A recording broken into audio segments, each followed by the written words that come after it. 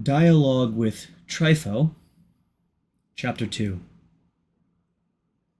I said, I will tell you what seems to me, for philosophy is, in fact, the greatest possession and most honorable before God, to whom it leads us and alone commends us. And these are truly holy men who have bestowed attention on philosophy. What philosophy is, however, and the reason why it has been sent down to men, have escaped the observation of most. For there would be neither Platonists, nor Stoics, nor Peripatetics, nor Theoretics, nor Pythagoreans, this knowledge being one. I wish to tell you why it has become many-headed. It has happened that those who first handled it, that is, philosophy, and who were therefore esteemed illustrious men, were succeeded by those who made no investigations concerning truth, but only admired the perseverance and self-discipline of the former, as well as the novelty of the doctrines, and each thought that to be true which he learned from his teacher. Then, moreover, those latter persons handed down to their successors such things and others similar to them. And this system was called by the name of him who was styled the father of the doctrine.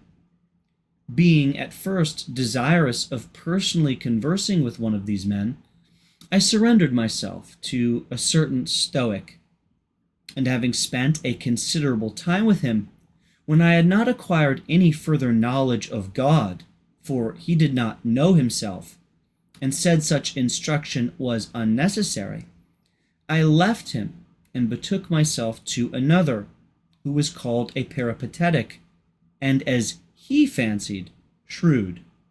And this man, after having entertained me for the first few days, requested me to settle the fee, in order that our intercourse might not be unprofitable. Him too, for this reason, I abandoned, believing him to be no philosopher at all. But when my soul was eagerly desirous to hear the peculiar and choice philosophy, I came to a Pythagorean, very celebrated, a man who thought much of his own wisdom. And then, when I had had an interview with him, willing to become his hearer and disciple, he said, What then? Are you acquainted with music, astronomy, and geometry? Do you expect to perceive any of those things which conduce to a happy life, if you have not been first informed on those points which wean the soul from sensible objects, and render it fitted for objects which appertain to the mind, so that it can contemplate that which is honorable in its essence, and that which is good in its essence? Having commended many of these branches of learning, and telling me that they were necessary, he dismissed me when I confessed to him my ignorance. Accordingly, I took it rather impatiently, as was to be expected when I failed in my hope, the more so because I deemed the man had some knowledge. But reflecting again on the space of time during which I would have to linger over those branches of learning, I was not able to endure longer procrastination. In my helpless condition, it occurred to me to have a meeting with the Platonists, for their fame was great. I thereupon spent as much of my time as possible with one who had lately settled in our city, a sagacious